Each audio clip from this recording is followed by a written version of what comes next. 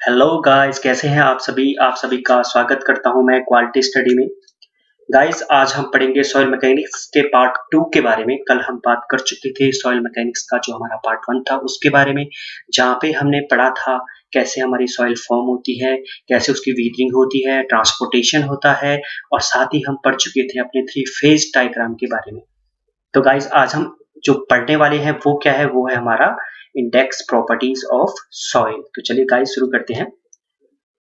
Guys, मैं कल अगर बात करूं तो कल हमने पढ़ा था जो 3 फेज डायग्राम। तो उसमें हमने पढ़ा था कि टोटल वॉल्यूम ऑफ सॉइल जो होंगे, जो हमारा सॉइल मास होगा, उसमें वॉल्यूम कौन कौन से होंगे, कौन कौन से हम उसमें वॉल्यूम लेंगे। तो वॉल्यूम हम लेंगे वॉइड्स का और सॉइल के सॉलिड्स का। अब आपको वॉल्यूम ऑफ वॉइड है जो वो पता होना चाहिए कि वो उसमें क्या क्या आएगा। तो वॉइड में हमारे क्या क्या आ सकते हैं, या फिर वाटर ही आएगा या फिर एयर आएगा। तो यानी कि हमारा volume of water plus volume of air, ये हमारे काउंट होंगे वॉइड में। और हमारा जो सॉइल के सॉलिड्स होंगे, वो सॉलिड्स हमारे काउंट होंगे अलग से। तो उनका वॉल्यूम अलग और उनका वॉल्यूम अलग, टोटल मिला के हमारा टोटल वॉल्यूम ऑफ सॉइल मास हो जाएगा। अगर दूसरी मैं बात करूं, अगर वेट ऑफ सॉइल की, मैंने कल भी बात करी थी कि volume of water, wait of water और वेट ऑफ सॉलिड्स को हम इसमें कंसीडर करके चलते हैं, और जो वेट ऑफ एयर है हमारा, उसको हम नेग्लेक्ट कर देते हैं। क्यों करते हैं? क्योंकि उसका जो वेट होता है वो बहुत ही ज्यादा कम होता है, 1.28 किलो न्यूटन पर मीटर क्यूब समथिंग इतना होता है, और उसको हम इसलिए नेग्लेक्ट कर देते हैं। तो चलिए गाइस, आज हम शुरू करते हैं अपने इंडेक्स प्रॉपर्टीज के बारे में, जानते हैं इनके बारे में। तो इंडेक्स प्रॉपर्टीज की मैं अगर बात करूं सॉइल में, तो हमारी इंडेक्स प्रॉपर्टीज हम किसको कहेंगे, क्या होगी सॉइल की इंडेक्स प्रॉपर्टीज? तो इंडेक्स प्रॉपर्टी जो होगी सॉइल की, वो होती है आपकी जो सॉइल है उसको आप देख के आप उसकी प्रॉपर्टीज के बारे में बता पाओ, तो वो इंडेक्स प्रॉपर्टीज कहलाती है। और अगर आप टेस्ट करने के बाद उसकी प्रॉपर्टीज के बारे में बता पा रहे हो, तो वो हमारी केमिकल प्रॉपर्टीज में काउंट की जाती है। तो आप इसको ध्यान में रखिएगा। अगर मैं इसके बाद बात करूं आपका इंडेक्स प्रॉपर्टीज में आपकी क्या क्या चीजें आ सकती हैं, तो आने को तो मैं बात करूं तो इसमें बहुत सारी चीजें आती हैं, उसको हम लाइन वाइज या फिर हम आगे आगे जो आते रहेंगे हमारी चीजें उनमें पढ़ते रहेंगे। पर सबसे पहले मैं बात करूं तो पोरोसिटी की, मैं अगर बात करूं इसमें जो हमारी इंडेक्स प्रॉपर्टीज में एक हमारी जो क्वांटिटी होती है पोरोसिटी, वो क्या होता है उसके बारे में बात करते हैं।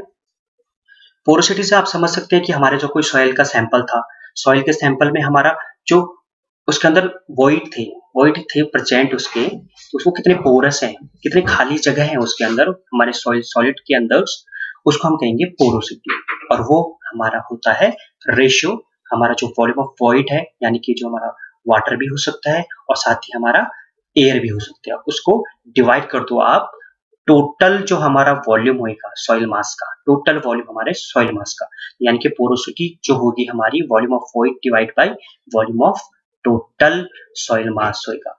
और दूसरी मैं बात करूं अगर वॉइड रेशियो की, तो वॉइड रेशियो में हमारा थोड़ा ही चेंज आता है इसमें। जैसे हमने उसमें वॉल्यूम लिया था सॉइल के पूरे मास का, इसमें हम लेते हैं सिर्फ सॉइल के सॉलिड का वॉल्यूम। तो यानी कि ये जो हमारी वॉइड रेशियो है वो बराबर हो जाती है volume of void divide by volume of soil के सॉलिड्स। तो अगर मैं बात करूं इन दोनों में हमारे ज्यादा स्टेबल कौन सा रहेगा, तो स्टेबिलिटी आप लगा सकते हो ना, हमारा जो सॉइल का मास अगर हम उसमें कंसीडर करके चल रहे हैं, तो उसमें हमारे जो एयर है वो कम भी हो सकता है, ज्यादा भी हो सकता है, या फिर वाटर कम हो सकता है, ज्यादा हो सकता है, यानी कि वो वेरी करता रहेगा। तो और जो हमारा वॉइड रेशियो है उसमें हम सॉलिड सॉलिड को कंसीडर करके चलते हैं। तो इसका मतलब ये बना कि सॉलिड्स तो हमारे उतने के उतने ही रहते हैं, क्योंकि क्योंकि हमारे जो सॉलिड्स होते हैं हम उनको मान के चलते हैं कि वो इनकम्प्रेसिबल रहते हैं, और जो हमारा वाटर भी रहता है उसको हम इनकम्प्रेसिबल ही मान के चलते हैं।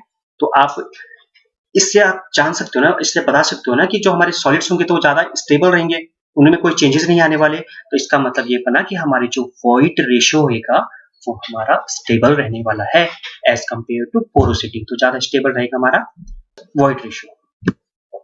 अगर मैं बात करूं इंडेक्स प्रॉपर्टीज ऑफ सॉइल में डिग्री ऑफ सैचुरेशन की, तो डिग्री ऑफ सैचुरेशन क्या होता है आपका? It is the soil when all the air has been expelled from the soil that when volume of void is equal to volume of water. It means जो आपकी soil है, soil में से आपके मैंने बताया था वॉइड जो होगा या तो फिर एयर प्रेजेंट होगा या फिर वाटर प्रेजेंट होगा या फिर दोनों का मिक्सचर होगा। बट अगर उसमें से सारा का सारा जो हमारा एयर है उसको हम एक्सपल्ड आउट कर दें और उसमें सिर्फ हमारा पानी ही पानी रह जाए, वॉइड में जो भी हमारा सॉइल का सैंपल था उसमें केवल पानी ही पानी रह जाए, तो हम उसको कहेंगे डिग्री ऑफ सैचुरेशन। तो इसको हम कहते हैं डिग्री ऑफ सैचुरेशन, और ये रेशियो होता है किसका, volume of water divide by volume of void. तो आपको ये याद कर लेना है, नोट डाउन कर लेना है। और इसकी जो वैल्यू है वो वेरी करती है हमारी 0 से लेके 100 के बीच में, और या फिर ये 0 भी हो सकता है और 100 भी हो सकता है। यानी कि इसका जो परसेंटेज है ना, इसका जो हमारा volume of water divide by volume of void का जो हमारा वैल्यू आएगा, वो वैल्यू हमारा 0 से 100 के बीच में वेरी कर सकती है। दूसरी हमारी प्रॉपर्टी आ जाती है एयर कंटेंट।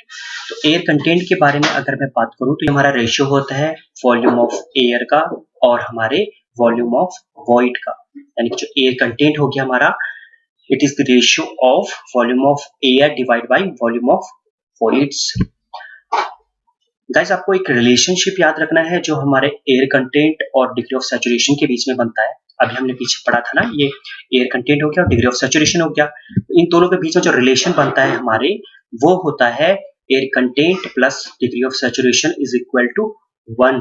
अब ये कैसे होता है मैं आपको बताता हूँ। जैसे हमने अगर बात करूं मैं डिग्री ऑफ सैचुरेशन की, वो क्या होता है हमारे volume of water divide by volume of void होता है, और जो हमारा एयर कंटेंट होता है वो क्या होता है, volume of air divide by volume of void होता है, जैसे कि स्लाइड में देख पा रहे हैं आप।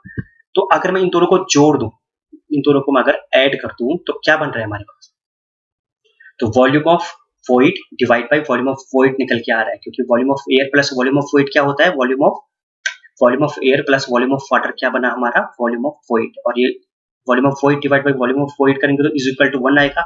इसका मतलब ये बना है कि air content plus degree of saturation is equal to 1। वैसे भी आप देख सकते हैं सॉइल का सैंपल होगा तो उसमें एयर ही होगी या फिर वाटर होएगा या फिर दोनों का मिक्सचर होएगा, यही होएगा ना बराबर। तो वैल्यू तो हमारे 100% के बराबर ही आएगी। तो इसका मतलब यही बन रहा है कि air content plus degree of saturation is equal to 1 के बराबर आता है। अगर मैं इसके बाद बात करूं परसेंटेज ऑफ एयर वॉइड की, तो इसमें हमारा जो रेशियो होता है वो होता है वॉल्यूम ऑफ एयर। जितना भी एयर है हमारा, उसका volume divide by volume of जो हमारा टोटल वॉल्यूम है, सॉइल मास का जितना भी वॉल्यूम रहेगा, उसका रेशियो हमारा परसेंटेज ऑफ एयर वॉइड के नाम से जाना जाता है। आप इन सब जो भी हमारे यहाँ पे फॉर्मूले पढ़ रहे हैं, इनको नोट डाउन कर लीजिएगा, क्योंकि इनसे डायरेक्ट क्वेश्चन बनने वाले हैं। आपके जो भी एग्जाम होंगे उसमें डायरेक्ट इनसे क्वेश्चन बनते हैं या फिर इनका रिलेशन पूछ लिया जाता है, तो आप इनको नोट डाउन कर लीजिएगा। वाटर कंटेंट की अगर मैं बात करूं तो वाटर कंटेंट हमारा, यानी कि उसमें कितना वाटर प्रेजेंट है, वाटर कंटेंट हमारा हो गया wait of water divide by weight of soil solids. तो आप इसको नोट डाउन कर लीजिएगा, जो हमारा वाटर कंटेंट आता है वो किस किस चीज का रेशियो होता है। अगर मैं करूं bulk unit weight of soil की बात, तो बल्क यूनिट वेट माने कि कितना वेट है उसके, बल्क का आपने कुछ एक क्यूबिक मीटर का आपने वॉल्यूम ले लिया, ठीक है। अब उसको आपने देखा कि उसका वेट कितना आ रहा है, तो वो हमारा हो गया बल्क यूनिट वेट। यानी कि यूनिट वेट हमारा क्या होता है, वेट अपॉन वॉल्यूम होता है। आपने डेंसिटी सुना है ना, तो density is equal to mass upon volume, और unit weight is equal to weight upon volume. तो जो भी चीज जिसका भी हम वेट निकालेंगे उसको रिस्पेक्ट में निकालेंगे उसके वॉल्यूम के। यानी कि बल्क यूनिट वेट हमारी total weight upon total volume of soil आ गया। अगर हम सैचुरेटेड सॉइल की बात करें तो सैचुरेटेड में क्या क्या आएगा आपका, सैचुरेटेड में एक आएगा आपका वाटर का जो वेट होएगा प्लस हमारे सॉलिड्स का जो वेट होएगा, और उसका डिवाइड बाय जो उनका वॉल्यूम होएगा, volume of water plus volume of solids. अगर मैं बात करूं वेट ऑफ सॉइल सॉलिड्स के बारे में, अब यहाँ पे बात हो रही है वेट ऑफ सॉइल सॉलिड्स के बारे में केवल, तो हम वेट किसका लेंगे, सिर्फ सॉलिड्स का लेंगे। वॉल्यूम किसका लेंगे, सिर्फ सॉलिड्स का लेंगे। तो आपको ये ध्यान में रखना है कि wait of solids divide by volume of solids हमारा वेट ऑफ सॉइल सॉलिड्स होता है। अगर मैं बात करूं ड्राई सॉइल के बारे में, तो ड्राई सॉइल का मतलब क्या बना, ड्राई सॉइल का मतलब बना कि आपके उसमें वेट किसका आने वाला है, सिर्फ सॉलिड्स का आने वाला है। क्यों, क्योंकि हमारे एयर का जो वेट होता है उसको हम नेग्लिजिबल लेते हैं, उसको हम नहीं लेते हैं, उसको कंसीडर नहीं करते हैं। तो आपको इसमें सिर्फ लेना है सॉलिड्स की, जो हमारे सॉइल के सॉलिड्स हैं उनका weight divide by volume of solids plus volume of air. ध्यान में रखिएगा, नोट डाउन कर लीजिएगा, क्योंकि बहुत ही ज्यादा इंपॉर्टेंट है। हर एक आपकी जो प्रॉपर्टी है, जो भी फॉर्मूले बन रहे हैं उनसे क्वेश्चन बनते हैं, आप इनको नोट डाउन जरूर कर लीजिएगा। अगर मैं बात करूं इसके बाद स्पेसिफिक ग्रेविटी की, बहुत ही इंपॉर्टेंट टर्म है, आपको इसको समझ के चलना है, डायरेक्ट क्वेश्चन बनते हैं इससे। ये हमारी होती है दो प्रकार की, एक होती है हमारी स्पेसिफिक ग्रेविटी ट्रू वाली बोले तो जिसमें हम सॉइल के सॉलिड को कंसीडर करते हैं, और ये हमारी स्टेबल कंडीशन होती है। मैंने बताया था ना, जहाँ पे सॉलिड्स प्रेजेंट होंगे तो वो स्टेबल ही रहेगी बल्क के मुकाबले, क्योंकि उसमें हमारा वेरी करता रहेगा, चाहे एयर हो चाहे वाटर हो, वो वेरी करता रहेगा। तो आपको इसमें नोट डाउन करना है कि हमारी जो स्पेसिफिक ग्रेविटी होती है वो दो प्रकार की होती है, एक होती है ट्रू स्पेसिफिक ग्रेविटी, एक होती है मास स्पेसिफिक ग्रेविटी। तो अगर मैं स्पेसिफिक ग्रेविटी ट्रू वाले की बात करूं तो उसमें हमारे जो ये है ना यूनिट वेट ऑफ सॉलिड्स आ जाएगा divide by unit weight of water. आपको पता होना चाहिए कि जो स्पेसिफिक ग्रेविटी होती है हमारी उसको हम रिस्पेक्ट में लेते हैं। एक तो हमारी प्रॉपर्टीज होती है जो हम कंसीडर करके चल रहे हैं, दूसरा हमारा मतलब डेंसिटी किसी भी चीज की जो हम कंसीडर करके चल रहे हैं डिवाइड बाय हमारा, अगर हम लिक्विड को कंसीडर करके चल रहे हैं तो हमारे वाटर उसमें हम लेंगे, यूनिट वेट हम वाटर का लेंगे। अगर हम गैस या किसी भी प्रकार का हम एयर उयर गैस कुछ किसी भी कोई सी भी गैस ले रहे हैं उसको किसके रिस्पेक्ट में हम करेंगे डिवाइड, उसको करेंगे यूनिट वेट ऑफ एयर के रिस्पेक्ट में। तो आपको ये ध्यान में रखना है। तो यहाँ पे अगर ट्रू स्पेसिफिक ग्रेविटी लेते हैं सॉइल की सॉलिड्स की तो हमारा gamma S upon gamma W आ जाएगा, यानी कि unit weight of solids divide by unit weight of water आ जाएगा। अगर हम मास स्पेसिफिक ग्रेविटी की बात करते हैं तो यहाँ पे सॉलिड्स नहीं आएंगे, सिर्फ यहाँ पे बल्क यूनिट वेट आ जाएगा, यानी कि bulk unit weight of soil mass divide by unit weight of water. ठीक है, तो स्पेसिफिक ग्रेविटी जो मोस्ट इंपोर्टेंट बनता है वो यहाँ से बनता है आपका, जो स्पेसिफिक ग्रेविटी हमारी लाई करती है वो कितने से कितने तक करती है और कौन सी वाली सॉइल के लिए करती है। कल मैंने बात करी थी इनऑर्गेनिक सॉइल की और ऑर्गेनिक सॉइल के बारे में। तो इनऑर्गेनिक सॉइल के लिए हमारा कितना होगा इसमें, इनऑर्गेनिक सॉइल के लिए हमारा होगा इसमें 2.6 से लेकर 2.9 तक, और जो हमारा ऑर्गेनिक सॉइल के लिए होगा वो होगा 1.2 से लेकर 1.4 तक वेरी करने वाला है सॉइल का स्पेसिफिक ग्रेविटी। ये आपको ध्यान में रखना है। स्पेसिफिक ग्रेविटी को अगर आप यूनिट वेट ऑफ वाटर जो हमारा वाटर की डेंसिटी होती है ना उससे अगर उससे आप इसको मल्टीप्लाई कर देते हैं तो हमारा ये एक तरह से आपका सॉइल की डेंसिटी भी बता देता है। तो यानी कि स्पेसिफिक ग्रेविटी को अगर आप वाटर की डेंसिटी के साथ गुणा कर देते हो, मल्टीप्लाई कर देते हो, तो वो हमें क्या बताती है, वो हमें बताती है कि जो हमारी सॉइल है उसकी डेंसिटी कितनी होने वाली है। अब डेंसिटी हमारा क्या होता है वो आपको पता होना चाहिए, वो होता है हमारा मास अपॉन वॉल्यूम। अगर मैं बात करूं स्पेसिफिक ग्रेविटी को हम कैसे डिटरमाइन करते हैं, कैसे निकालते हैं, तो उसके हमारे मेथड होते हैं। एक हाइग्रोमीटर मेथड होता है, एक पिक्नोमीटर वाला मेथड होता है। आगे हम इनके बारे में डिटेल में चर्चा करने वाले हैं, तो आप बने रहिएगा अंत तक।